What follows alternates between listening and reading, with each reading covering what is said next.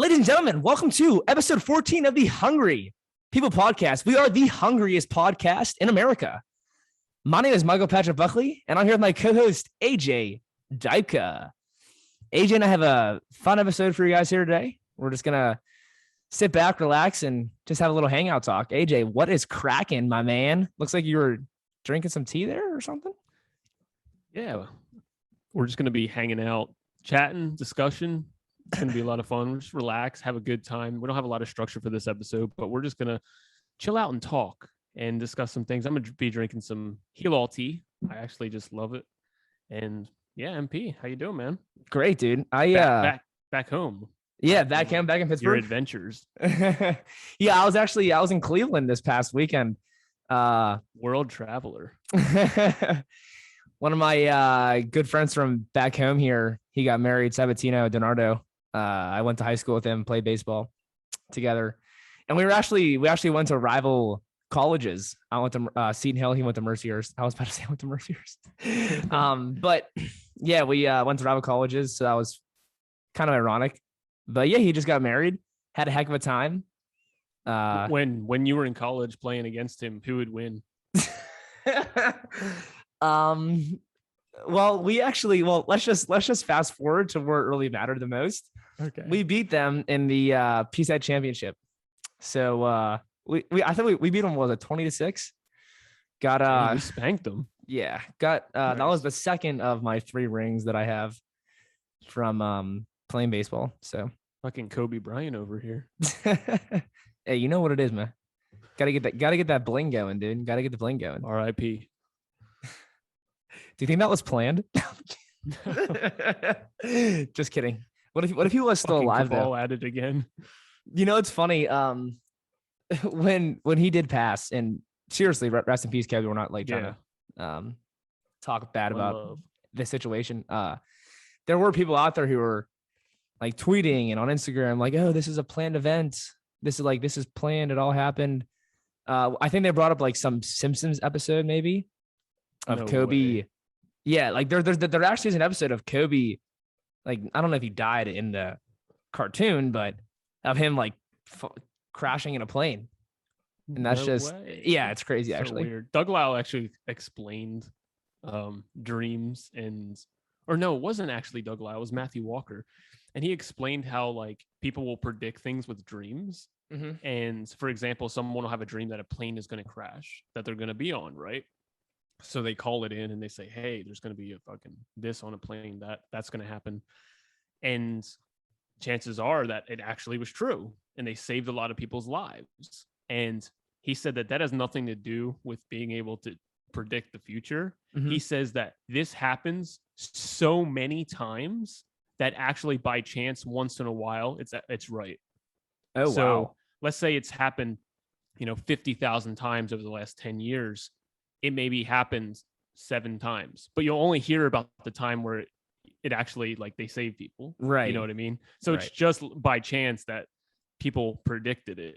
When so, really they were going to be on that plane. Maybe they had some nervous energy, whatever, and they dreamt about it and actually ended up saving some people.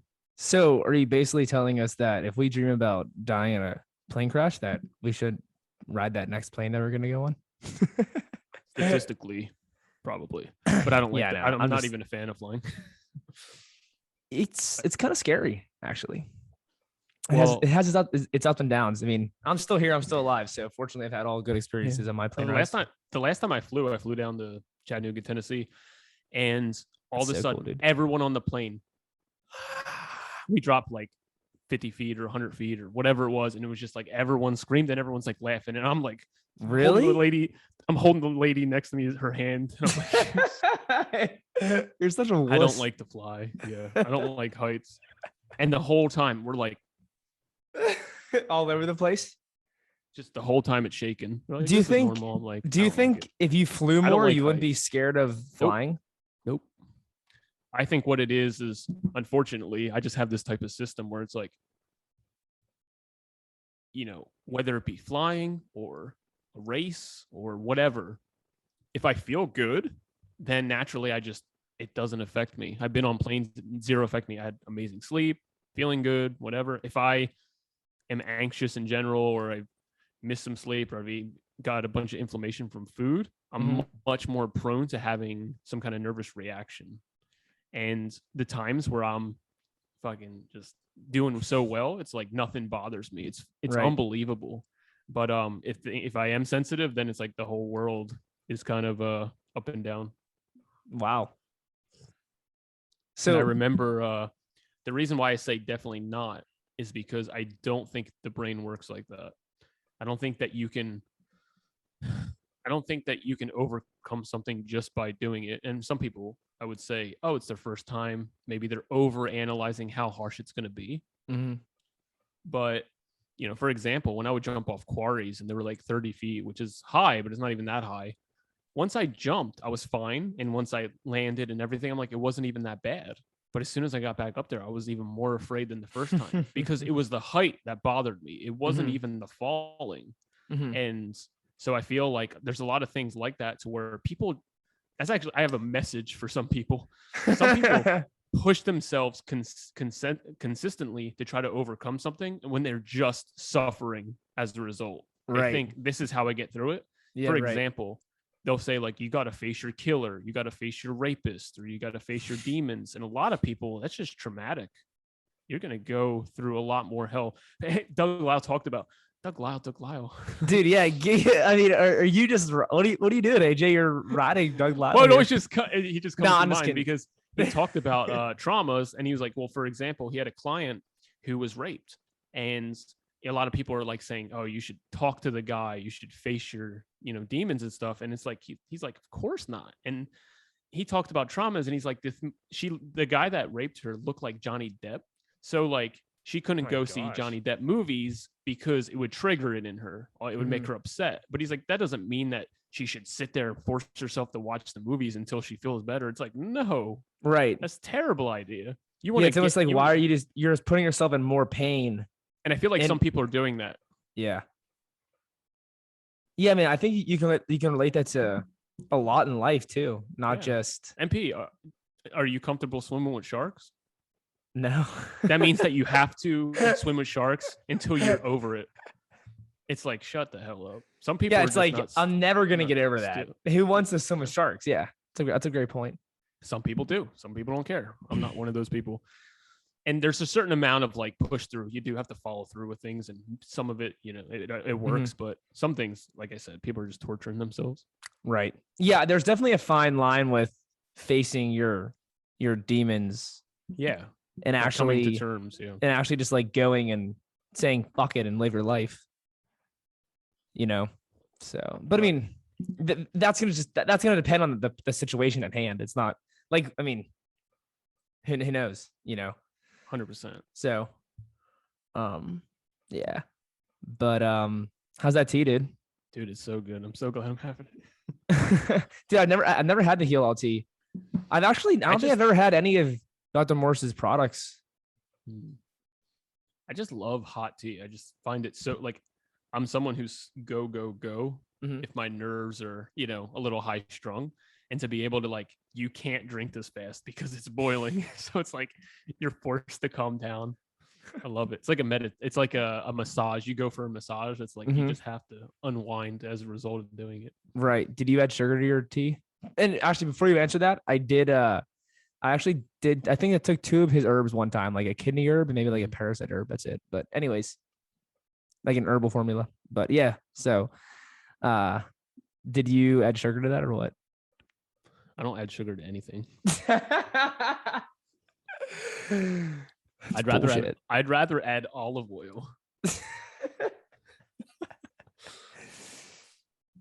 Even if it's so, you'd rather add olive oil to a smoothie than add sugar. Well, it would depend.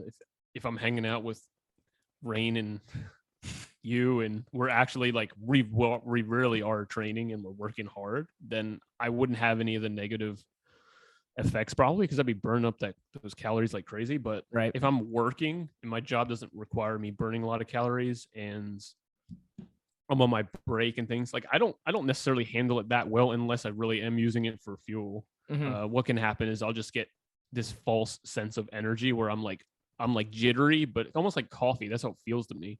Mhm. So like caffeine, it's like I have this false sense of energy, and then I do have some type of crash. I would rather eat food than put sugar on something. Like if Nice. I'm gonna get 400 calories from food, I'd rather eat like 4 potatoes or 4 whatever. Right. All right, let me ask you this. What's your 400 favorite pounds of smoothie? produce. Look, MP, before I say that. Look, I have sugar. Oh, wow, grapes. Nice, dude. Props. Can't believe you're eating that much sugar. I know I'm gonna be diabetic. What's your favorite smoothie? Like if you had one smoothie to make, what would you make? And if there's any secret ingredients in there, you can say they're secretive and you don't want to tell us. Because I have some secret ingredients too in my smoothies. I'm an open book usually. Yeah. To But a I mean, fault. but we do want to hide it from people so that when our recipe book comes out. Okay. Can't tell them Well, all I'll the tell you what. secrets. I'll tell you what. Okay. For a smoothie, I'm not going to give you the necessarily the ingredients, but I will tell you that I was always like a banana smoothie person. Yeah. I do love banana smoothies. I don't add any water at all. That's so and they hot. Dude, you're so generally work cool. Not pretty- adding water. I don't add any water. That's I think so cool. it makes it taste disgusting. If you add water. Like you might as well just eat grass out front on the front lawn. But no, now I'm so different with that. I want so much variety in my smoothie. I mean, if the bananas are amazing, I could do something like that, but I'm adding fat and sugar and protein. And I find that I just am so much more, I'm so much better nourished. Mm-hmm. And I don't have all of these like, I found before that if I have a banana smoothie, no matter how good it is, unless it's really good, I'm still thinking of like my next meal, even if I Right. had 2,000 calories. But with a smoothie where I actually add like, let's say some almond butter or some chia seeds, flax seeds, and God forbid, Pyridine protein. I know it's going to destroy my kidneys. There's actually a berry one, I think, a berry protein they have. So you could even do that to like fruit smoothies. Yeah. But I just find like it's actually almost a meal where I'm like, okay, like I could have this and be content. How about you? Nice. What's your favorite juice? Pineapple juice? Pasteurized pineapple juice? I just had it today. There's actually one at Aldi they have. Right. Okay. It might not be my favorite, but it's so good. It's like under $4, 64 ounces. Yeah, it's pasteurized, but it's just pineapple juice. So amazing, so delicious. So you've been going to Aldi lately. I only went there once. This is the first time in the past like Okay. 6 months that I've been there. But you had the pasta sauce too, right? Yeah. They actually have phenomenal pasta sauce. No oil if you're worried about that. All organic. Oh my gosh, it's unbelievable Affordable too. It's not like crazy priced, right? Yeah, it's a very affordable. Very affordable. I remember back in 2017 when I started eating more raw, like Aldi was the way I could sustain it. Like I wasn't making crazy amounts of money, and I was able to just go there and find some decent stuff that tastes good and is affordable. And I was like, what would I do without this place? Right. That with Aldi, the only thing that I found negative was I would show up and they'd only have so much staff at hand. And there could be like 8 people in front of you with full carts, and you have like 2 things, and you're just standing there for an hour. Right. And you're like, all right, I'm gonna pay more somewhere else. Well, it's actually funny you say that because I sort of disagree because we live in different places. So. Well, Aldi, they're known for their quickness and rapid pace of going through the line. And like when I'm there, they're like, see ya. Like people are moving fast. Even if there are long lines, they are moving fast. And I think that's like actually one of the goals of Aldi is to ensure that they have a fast-paced moving line, if I'm being honest. I have like a 0 tolerance for waiting in line. Remember we were at Trader Joe's and we had to wait online because of the mask man or whatever, because they'd only let so many people in at a time. And I'm like, oh my God, they should pay us to wait out here. They should give us some free fucking food. Yeah, you don't like stand in the circle, and we had like 1 foot out of the circle, and they're like, "Hey, get your foot in the circle." It's like, what? Like, hey, Are we in some prison? You can't have groceries together. Like we're sharing a cart. Like, this is silly. But where I shop, like Mom's is like such a luxury because if one person is waiting to get to the register, they'll call someone over. Like, you literally don't wait in line. No And way. even if I go to Wegmans or Whole Foods, I go to self-checkout. So like, there's a few things I can't stand in life. If you told me I had to walk for 4 hours to get somewhere, or I had to stand in place for 30 minutes, I'd rather walk somewhere for 4 hours. I can't stand just standing in one spot. Or sitting in traffic. I think they're the two most annoying things in the world. Yeah, my dad's I'd rather the same way as drive for you. 3 hours than sit in an hour's worth of traffic. Yeah, my dad's the same I mean, way. if you're talking about enjoyment, of course there's other factors, but Yeah, my dad's the same way with traffic. He hates sitting in traffic. He would definitely rather like drive all over the place than. And I think most people would. Pittsburgh wasn't crazy traffic or anything, but there's just like every road I was driving down was closed. like Dude, they're always doing construction here. Dude, they're always doing construction everywhere. It's ridiculous. Like, figure it out, Pittsburgh. The fuck. Right, but it's probably my fault for hating traffic and hating waiting in grocery stores because I drive for a living and I go to the grocery store all the time. I'm like, what a fucking waste of my life. What am I doing? It's like you took all the time all the time out of my life I take to go grocery shopping or do these things. It's like, well, no wonder you can't stand it. Right. You did it once every 2 weeks, you'd be a sane person. Yeah, but it's tough for anyone just to go shop once every 2 weeks. Yeah. I mean, unless you go out every night or you eat out every day. Right. Well, what it is there's always something you want. Like, oh, I could use dessert. I could use dinner. I could use fucking. Right. But I like to plan ahead. I like to prep. And I don't even care if it's frozen. Like, I'll eat frozen vegetables all day. Give me the frozen broccoli. Frozen vegetables, amazing. Yeah. The best I never buy fresh broccoli if I'm eating like cooked food. Yeah. I'll always get frozen broccoli. Yeah. And I always get the florets. The small ones, right? Yeah, 100%. Got to. What'd you say? I said, fuck a stem. I don't like to buy the stems. Well, that's what I had for dinner last night. I had broccoli and brown rice with a little salsa. It was fire. You like brown rice? Yeah, I love brown rice. Taste wise, what do you think? Brown rice. I mean, I like, if I'm being honest, I like white better. But white, I could just eat for hours. Like, put 4 cups of dry rice and cook it. I could eat it all. Well, like, I'll just keep going nonstop. I feel like with white, you definitely need certain sides to it. It's like, okay, I'm having white. I'm going to have curry. I'm going to have whatever. But with brown, it's like, wow, I have brown and and I have like vegetables and I have, tofu or whatever. It's almost like plain is just more enjoyable. With white, I need all this stuff out of it. Right. So you're saying that you can just do brown rice only and you're good? No, I mean like just simpler stuff like brown rice and vegetables and tofu. But with white, I'm like, all right, put the vegan chicken nuggets on there, put the curry, put the nutritional yeast. Let's do it up. Do you ever add salt to your rice if you have it? No, I wouldn't. I would add things because I like to add things that have salt. I find I will add salt to certain things, but I try to add things that have salt because I always find it very easy to throw off the balance of saltiness by adding it. So, for example, if I'm adding salt and I mix it, I won't taste it. So I'm like, what's the point? Or I'll just put it on the top. Then I constantly am putting it on the new layer of top since I'm scraping up from the, and then I'm always just adding more and more. And it's just, you could add so much. But what I like to do is like, for example, of a salad, I'll add more olives. I'll never add the salt to it. Or, more kimchi or these things that contain salt. So it's like easier for me to hit that right ratio. Right. That makes sense. That's a good point. Do you ever do rice and olives together? I actually have not. No. Dude, it's so good. Is it? Yeah, I love it. Olives make anything good. They really do. They're in my top fruits now. Dude, they're packed with vitamin E too. Yes. I think that I was just so salt depleted for so long, and they were just such a nice, easy on my system, and I was just like, wow, I fell in love. I said it on the podcast before. I had a jar of olives every day for like 3 months. Wait, why were you salt depleted?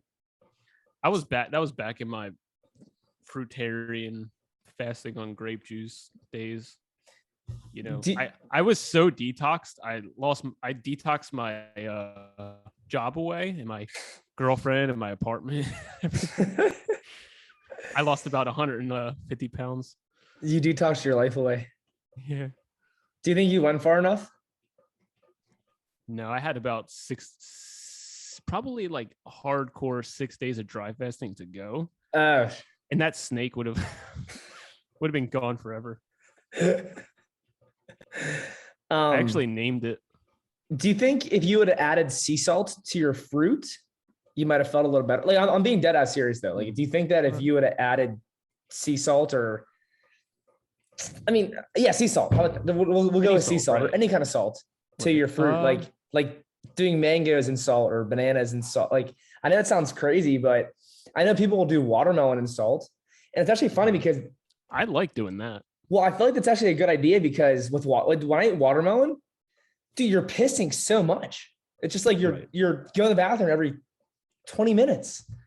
So then I wonder if the sea salt would help balance out the water in the body and maybe help your body absorb the water more so you're not just pissing it out like crazy.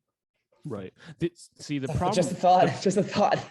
No, you're completely right. But the problem is that in certain scenarios where you're so depleted and you haven't had salt, let's say you've been eating fruitarian without any salt for 3 months, right? Then you decide you're going to start adding salt. And if you're pretty like decently healthy, then it's probably not going to be too much of an issue and you'll be able to get the benefits of that. But let's say you're in this other camp where it's like you've done dry fasting and 50 days on grape juice or whatever, and you're just like completely depleted. When you start adding that salt in, it's almost like a shock to the body. Yeah, you're going to retain. You're going to retain some of it. You're going to your body's going to try to piss out a lot of it. You'll notice when you're urinating. So like that balance is so hard to get. That's why I found it much easier to eat foods that have it, so that I'm not playing with how much can I handle, how much should I add. I know you can definitely overdo salt. Oh, 100%. I mean, if you're sweating consistently every day, it's gonna be so easy for you to process salt.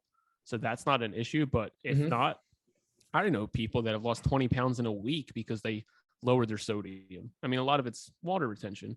So yes, I think you could greatly benefit from adding it. It's just such a tricky thing. Like when some people are so sensitive, it's like, yes, X can help, but X plus 2 is problematic. So it's really tough. You know, I listened to a guy, he was like a movie reviewer, and he wasn't raw or vegan or anything. You know, he probably didn't eat crazy amounts, but he would drink a lot of water. And he got that hyponatremia, and he was like almost dead. He was in the hospital, like ICU for like 6 days with low sodium. Like it's really hard when your system's down. It's not as easy as taking something in sometimes. Yeah. Like why you could be low in sugar and have sugar. Let's say it's at like 35. It doesn't mean it's coming up. You're so down that your body's struggling to do normal bodily functions. Right. That's what's, I mean, that's what I don't get sometimes with people, and they're like, oh, don't add salt. It's a rock. It's whatever, you know, it's like glass in your body. It's going to stay in your body. And like, I've seen people, they'll post pictures like, oh, this just came out of me. And it's like salt. I guess they like piss out. I don't know. Maybe they like piss out salt and they let it sit, and like maybe you could see salt. I don't know. Maybe your body's obviously not absorbing it. All right, yeah. Well, let me ask you, where do you come down on salt? Yeah, thanks for asking. So I don't mind adding some salt to your food if you feel you need it, if you feel you want to add a little taste. Obviously, like you shouldn't probably ever do it. Now with me, like I've still been on the train. I've still been doing like my first 2 meals are mainly fruit meals. So I don't have any sodium or salt until my dinner. So it's like, what's like the maximum or like the minimum they say you should hit? Like 2,000 milligrams like maybe 1,000. Or something? For a minimum, like 1,000. Yeah, okay, 1,000 for maybe a minimum. 15 or something. Yeah, I think like a Google diet naturally is like 1,000 or 15. Right. So then like a maximum of 2,500. And I mean, I'm assuming that the greens have some sodium in them. I'm sure the vegetables do. I don't think rice does. I don't think. I mean, they might potentially. Maybe the black beans have some. I know that if you get canned black beans, they'll usually add salt to that. So, but what I'm trying to say is that like I don't get any sodium until dinner. So even if I do add salt, I see it as a benefit, if anything. Right. And I'm like, oh, it makes my food taste, a little better. Obviously, you want that natural taste in your food.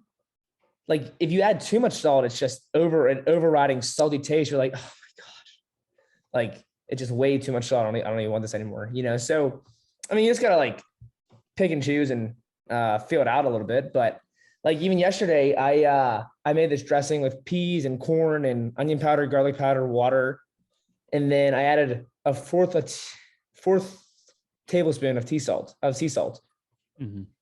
And even still, I mean, I don't know how many milligrams that is, but even if that was 1,000 milligrams, I'm not even hitting the maximum for the day. So right. I honestly feel like I potentially could use some more salt. But I've had some pasta and I've had some pizza, and when you go out to eat, there's probably a lot of salt in that. So right. I've probably overdone my salt over the past week, but does that make sense though? Do you see what I'm saying? Yeah. So it's like I'm going all day. I don't have any salt at all. If I add some salt to my dinner, I see it as a benefit more than anything, right. Because I'm working, some days I'm working out twice. I'm doing like a workout in the morning, then I'm going for a jog later. I'm working out, then go for a bike ride, So like, I'm moving my body a ton. I'm sweating. So I don't see it as a detriment if I add some salt to my diet. No, not at all. And in fact, like you're taking in all that potassium too. And it's all about that ratio, in my opinion. Well, it's funny you say that because, isn't it if like you have too much potassium, your body will start excreting sodium, or no, wait, there's something where if you have like too much of it, it'll like start getting rid of the other, or it needs more of the other essentially. I think that's what it is. I think that's it. If you have like so much potassium, you need the sodium to help balance out the potassium. Right. Like it's easy. Most people are overdoing sodium and underdoing potassium, but in the vegan world, in the raw vegan world, we're getting so much potassium, we're not getting any sodium.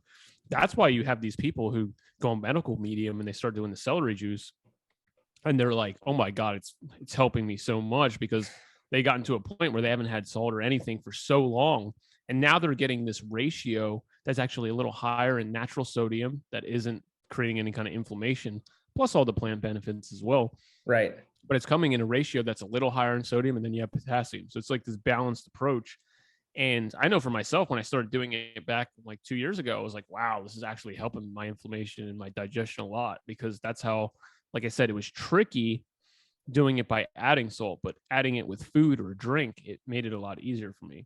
Right. And I think it's very, very beneficial. I mean, now looking back now, like I've always been like an SOS guy, years ago when I was right. 4 and stuff, but right. I feel as though long term, it's almost like doing solo fat long term. It's just, you see people that do it, and some people do really well. I mean, you can look at some of these people and like, wow, they look really good. But also there's a lot of people who do it. They're doing it as like, I do it because it's healthy, not because it's what feels right to me. And then they don't look so good. I mean, you have a salt craving for a reason. Yes, salt can be very addictive. I mean, you could put salt on fucking dog shit and it'll taste good. Salt's so good. But you could take lettuce, something you wouldn't never care to eat, put salt on it. It's like a potato chip. It's so good. Right. So it can be overdone, but I think like salt's definitely healthy for you. Yeah. And what I was trying to get at earlier with like the potassium and sodium stuff, like I actually think there would be a benefit if you would add salt to your potatoes, because potatoes are so high in potassium. It's like, the salt in the potatoes actually can balance each other out a little bit, so yeah. And when you're having potatoes or fruits or whatever, and you're creating more of that urination, you're losing sodium every single time. So like for you to have it with your dinner, I agree, it is healthy. Yeah. Now, And if you like took I a salt usually, shaker and put it on there, it's like, yeah, like I don't usually do salt with my potatoes, but I'm actually open to doing it. I actually haven't had potatoes in a minute. Sorry, that was loud. right. Well, if you have like cans of beans, things like that, I actually get the ones with sodium, so Yeah, that, like I said, it's added to my food. I don't have to worry about trying to get this, good ratio.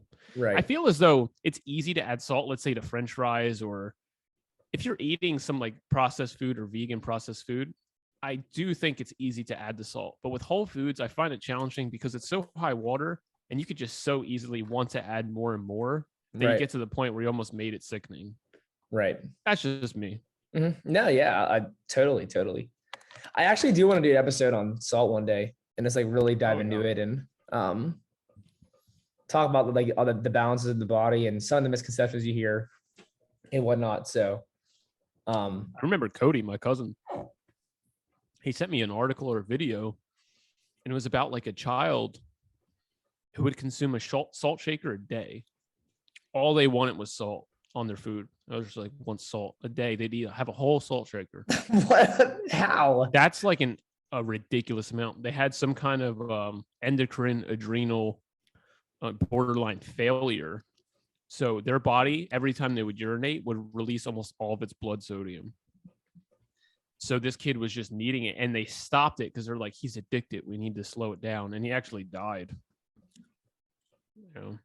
Oh my gosh. So it's like everything's so situational. I Dude, don't that's care at all crazy. anymore for giving people generalizations. Right. You never know. Dude. Would you ever add salt to your grapes? Well, adding it to watermelon is amazing. I mean, yeah, I would have some with grapes. Like I said, I wouldn't probably add that much, but See, that's the thing. Maybe we should start making that a thing, like adding salt to juicy fruits. So your body can use the water better, potentially. Usually after I eat fruits, I'll still have a salad after with like olives and stuff. So I'm like getting that stuff again. Right. But if I was just having fruits, I probably would do that. Yeah. Yeah, that's a good point. That's a good point. Like I probably won't be adding salt to my fruit. But you're right. If you were only doing fruits, adding salt. And in my opinion, you should idea. only add it if it tastes really good to do that. So if you're doing because it's like, I want to make sure my salt ratio is good. Like, I don't think that's good. Okay. Because that's the kind of mentality that people get themselves in trouble. Like, I can't have my fruit unless I have my salt. Like, they create this boundary there that's only an ideal for whatever reason they came up with. But what if they've just functioned way better without the salt added, or way better with the salt added? It's hard to know. Well, actually, speaking of boundaries, I actually want to bring this up because there was somebody that I was talking to recently. They DM'd me on my one of my stories on Instagram, and I put a story up of some guy. He said like, this is, I don't know exactly what he said, but essentially what he was saying is like, some people think they're quote unquote dieting when they start eating healthy, that it's like, it's almost not normal to eat healthy. And then I reposted that on my story. And then the next I said, oh, well, like what even is eating healthy? Like healthy in quotations. Right. Just because there's people out there who have the belief that like, oh, you're eating healthy if you're only eating fruits and vegetables. That's it. Nothing else. If you eat anything else, you're not eating healthy. Sorry. So it's just that like that dogma and idealism. Whereas you have people like McDougall, he's like, dude, all you gotta do is eat potatoes and you're good to go. I've actually heard McDougall say if he had to choose what he would think the healthiest diet is, it's sweet potatoes and broccoli, and that's it. It's pretty healthy. Would you add salt to that? Can you add salt? He would. He's not. Yeah, McDougall would. Yeah. We know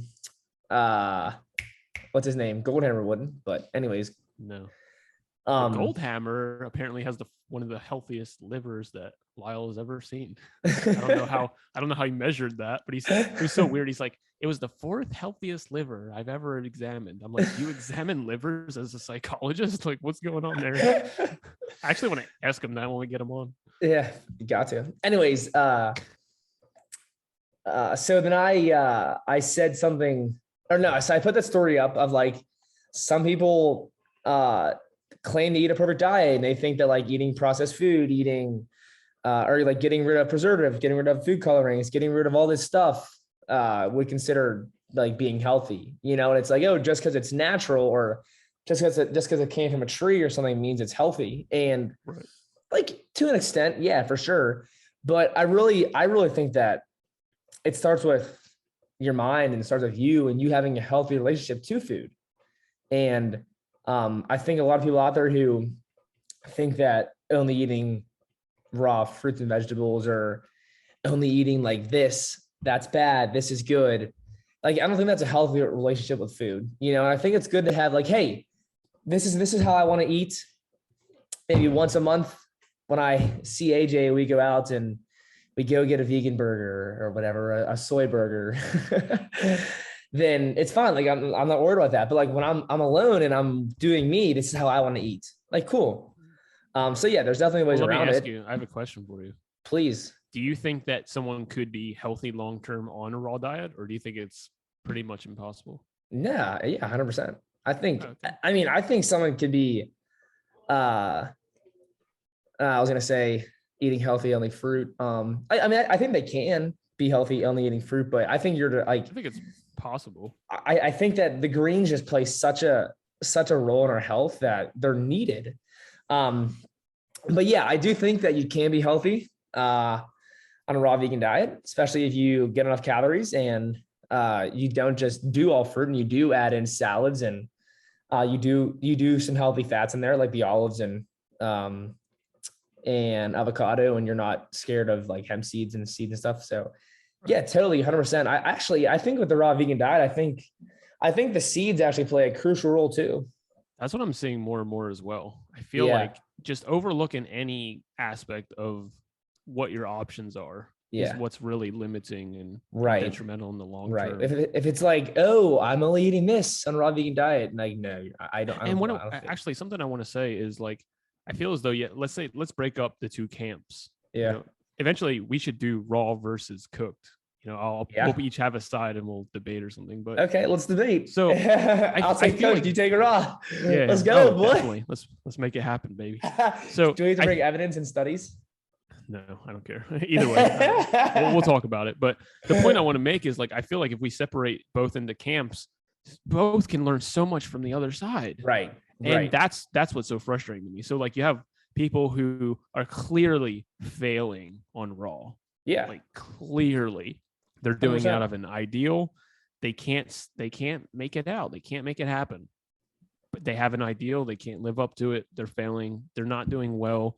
Basically what I was saying is the two camps are divided, but if we separate them and we've seen like, okay, we look at the raw people, see how they're failing in their ways, they have a lot of things they could learn from the other side about calories and fats and proteins and cooking these foods so they're more digestible and getting calories, because no one's healthier starving. No one's healthier, being malnourished and having issues. And it's okay if you have issues. Everyone's got a different set of genes and circumstances and opportunities. But then I feel as though the people who are eating cooked and the cooked vegan, whether it's whole food, plant-based, usually, I feel like they can, or even whatever you're eating, processed food, I feel like they can learn a lot from the raw people, but it's not that they have to learn everything from them. So like McDougall being a good example. I respect McDougall so much. I stand behind him. I think he's a great guy.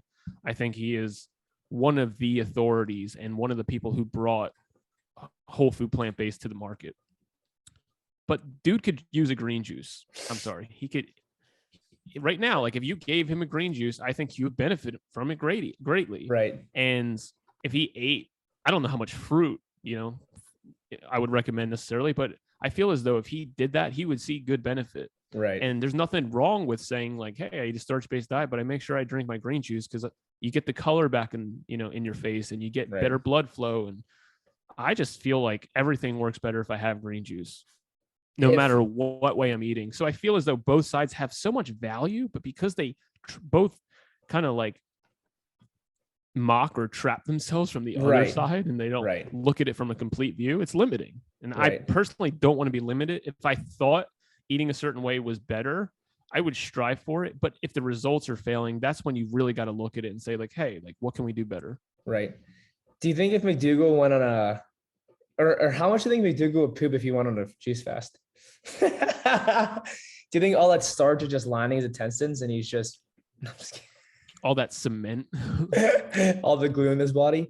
No, but for real, that's why I even like do research into what like the carnivores and the keto people say, because they all offer a unique perspective and perspectives that we can all learn from. And actually soon, this is actually going to be a little not a preview, but just some, what's the word? Oh my gosh, what's the word? It's like when you're add some suspense to the upcoming episode. We actually I have a friend who I don't know if he was carnivore, but he went to school to be a PA, and he's really into like eating whole foods. He's not vegan, but like if he does eat meat, he like eats like healthy meats and stuff. And he's super into like eating fruit too. But more of like the Ray Pete type person. Okay. But we are going to have him on the podcast. AJ and I, we're going to discuss some stuff with him and see what his thoughts are. Fun. And yeah, even still, like even talking to him and hearing what he has to say, it's going to be interesting. To talk to someone that that does have that wide variety of experience. Yeah, and I've never done like a carnivore type thing. I've never had the experience of doing something like that. So it'd be interesting to dive into that. Right. I haven't either, nor do I plan on doing it. But yeah, it'll be good to just have him on and see what he has to say and ask him questions. And he's going to ask us questions too. And we're just going to learn from each other. And that's what it's about, learning from all people. But yep. I feel as though I learned so much from carnivores. Yeah, for sure. For sure. And what I've learned is just to honestly take a look at people that are vegan and raw vegan and just like, okay, if I take out all of my bias, all my animal ethics, all of my judgments, whatever, and I look at individuals who are eating the way that I'm eating, am I seeing some flaws in that? Right. And then adjust them to go, make a change. Right. Or even just for me, it's like, okay, yeah, maybe I won't eat animal protein, but I'm actually going to make protein a little more of a focus. Yeah, for sure. In general. And I've seen a lot of, there's just like this one study that goes around where it's essentially saying that protein doesn't cause kidney damage. So yeah, but like a lot of people will post that like, oh, it doesn't cause kidney damage. Look at this study, blah, blah, whatever. But anyways, AJ, there was two statements that I was going to make earlier. You asked me what my favorite juice is. And I said the pineapple juice, and I said, well, maybe not, but it's up there. There's actually a juice that I made. It's like a replica juice to the 7-Eleven green juices. Okay. I think there's like mint, there's green apple. I used romaine instead of kale. I'm assuming there's celery. I think there's celery in there. Cucumbers in there. What's up? There's cucumber in there. Yeah, cucumber. Parsley. Yeah, parsley. Dang, you're on this. There might be cilantro. I'm not sure. I don't think cilantro, but okay, yeah. Maybe one other ingredient, and it was, dude, it was so good. It was so good. I loved it. Honestly though, I don't really know what my favorite juice is.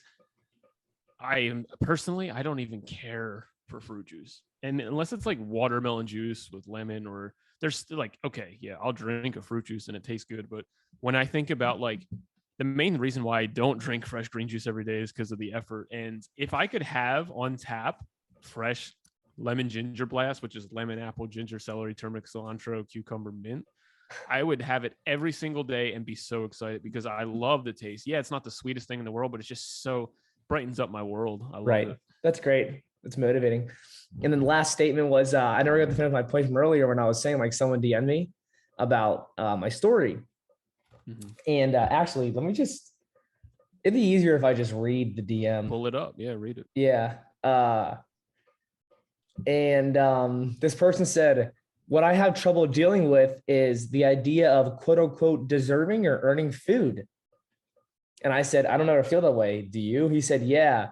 He says, days that I don't want to, this might give it away who this person is, but he said days that I don't work out or swim or run or wrestle or bike, essentially move your body. He didn't say those, but I'm just saying on days that he doesn't move his body, he says he definitely eats less. And I said, interesting. I said, I usually just eat as much as I want every day. Wow. And not worry, just because I do believe that, that if you do eat a high carbohydrate diet, even if you can eat nourishing foods of high carbohydrates that are high in carbohydrates, and you can still feel good and you can still look good. And included in that is green juice. Included in that is sure. Salads, included in that is getting your vegetables in. It's not just meaning like, oh, I'm only eating fruit and rice or only eating fruit and potatoes. You can eat a nutrient dense, high carbohydrate diet. Most plant foods are high in carbohydrate. But I do believe that you can eat.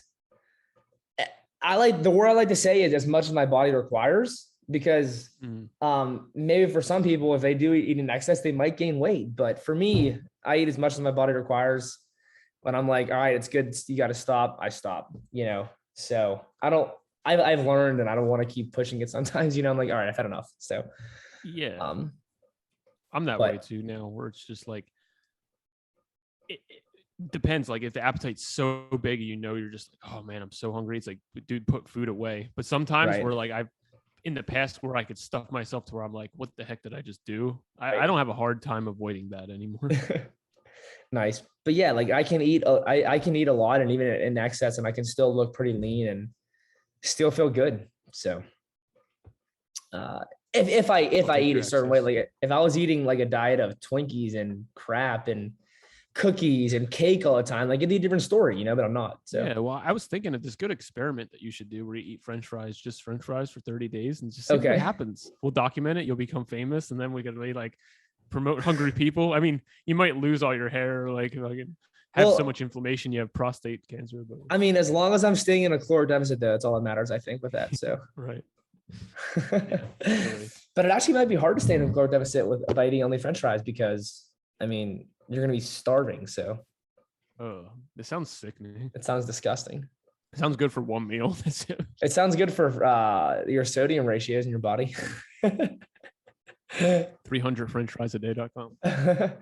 Awesome. Anyways, yeah, we're going to have to close it up here. Yeah. AJ, that was fun talking. I actually really like this style, whether it's a podcast episode or not. I like doing this in the future. I think it's fun. It is fun just hanging and chatting it up. So we'll have to next time we time do to eat. Yeah, next time we do this, we should it'd be cool to get super specific, and even if it is just a hangout talk kind of topic, but maybe we can talk about women or dating or something, and relationships, so just be chill with it and have fun. We could do relationships, we could do business, we could do all kinds of things. Yeah, for sure. Our thoughts on it. It'd be awesome. I think it'd be a lot of fun. It'd be great. Let's do that. Yeah. Awesome, dude. All right, man. Well, hey, stay up, be great. Always keep it 100, baby. Stay hungry. Peace.